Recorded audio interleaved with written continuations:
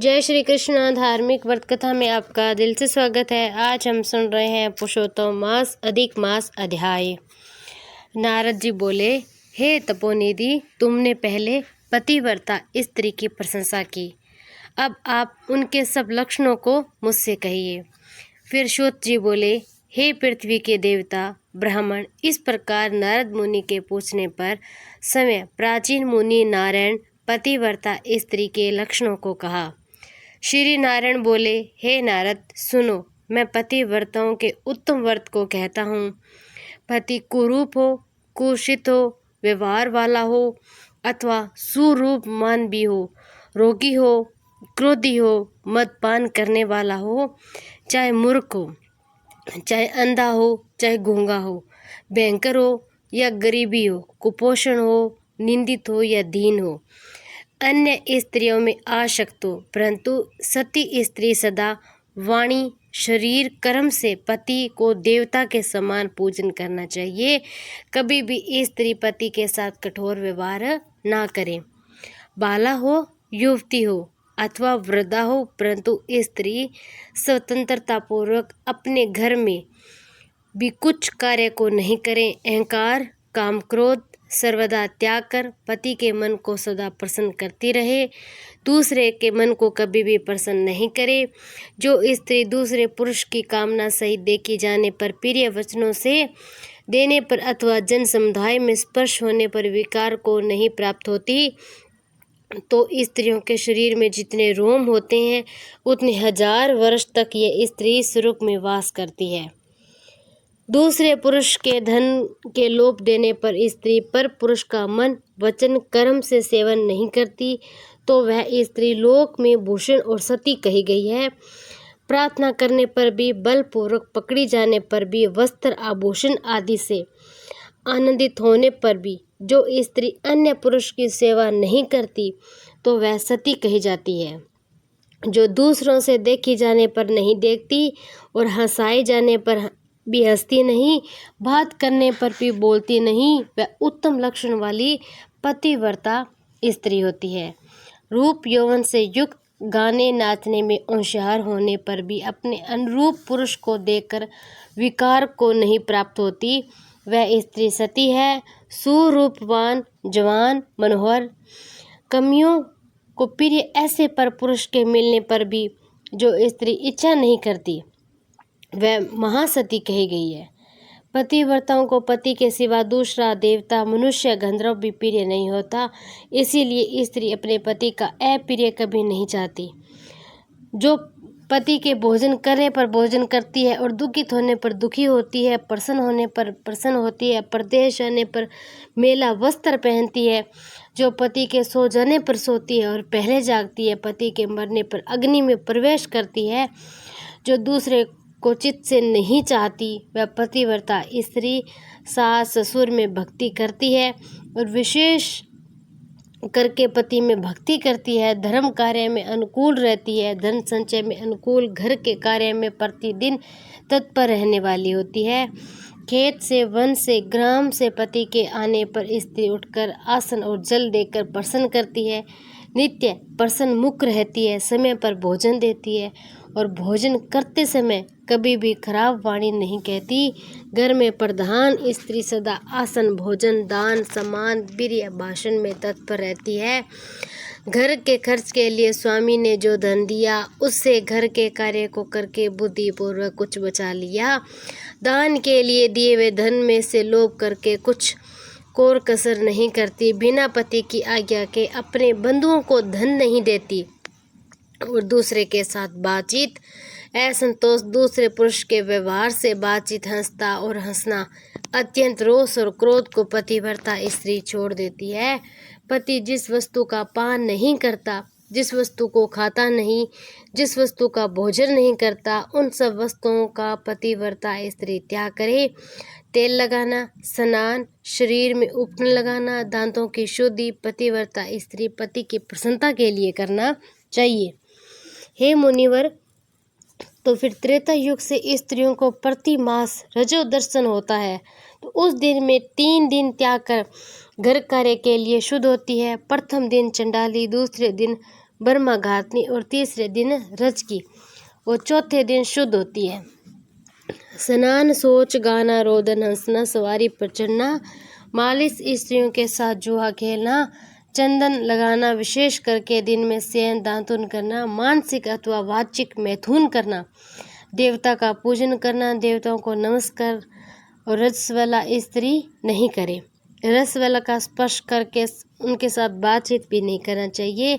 रसवाला 3 रात तक अपने मुख को नहीं दिखाए, जब तक शुद्ध स्नान नहीं करे, तब तक अपने वचनों को नहीं सुनावे। रसवाला स्त्री स्नान कर दूसरे पुरुष को नहीं देखे, सूर्य नारायण को देके 5 पंचगव्य का पान करे, अपनी शुद्धि के लिए केवल पंचगव्य अथवा दूध का पान करे।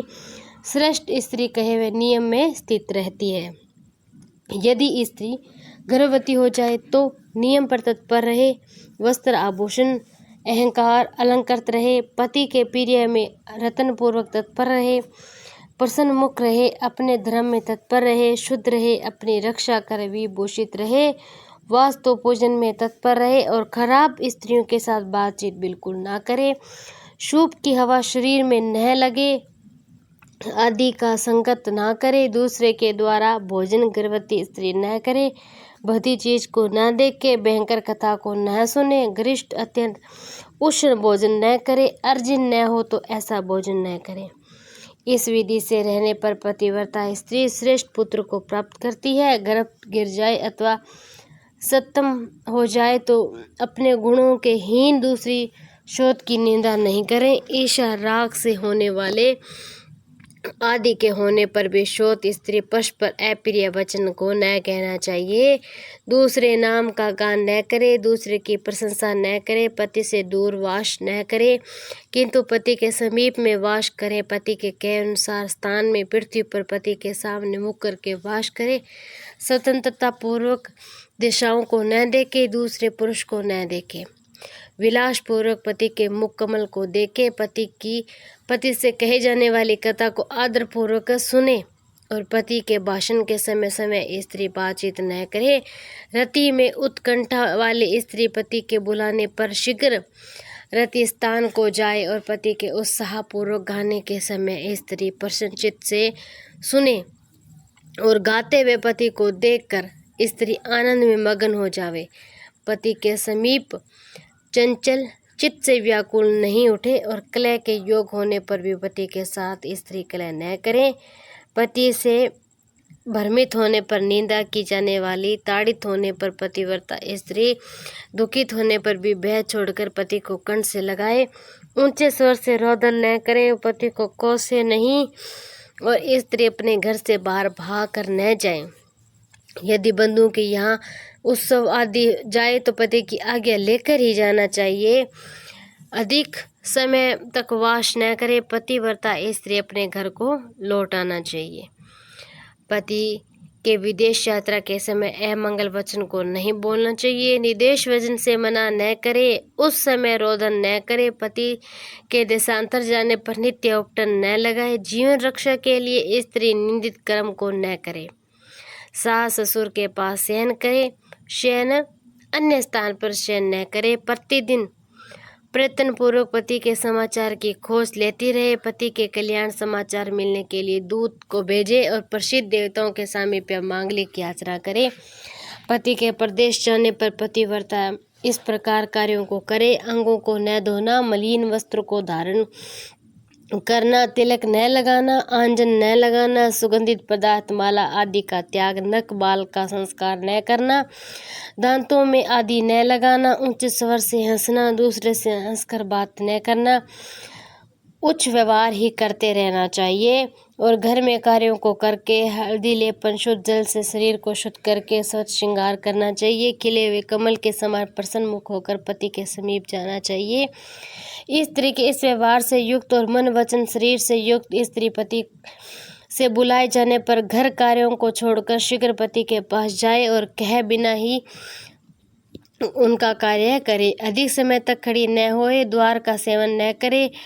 स्वामी से मिली हुई चीज दूसरे को कभी नहीं देना चाहिए। पति के मीठा अन्न फल आदि महाप्रसाद यह कहकर निरंतर प्रसन्न रहे। सुख से सोए, सुख से बैठे और सुख से रहना चाहिए।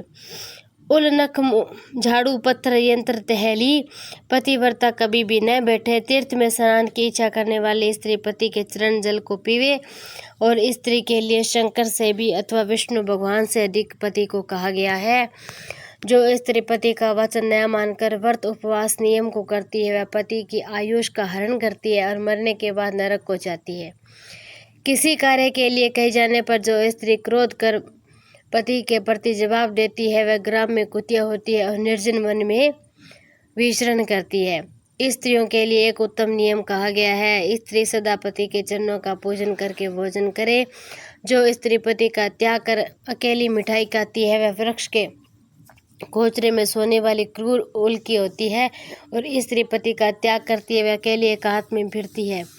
ग्राम में सुक्री होती है और अपनी निविष्ठा को खाने वाली गोह होती है। स्त्री पति को हुंकार कर अप्रिय वचन बोलती है, वह मूक अवश्य होती है। अपने शोध के साथ सदा ईर्ष्या करती है, वह दूसरे जन्म में दुर्भागा होती है। जो स्त्री पति की दृष्टि बचाकर किसी दूसरे पुरुष को देखती है, वह काणी होती है।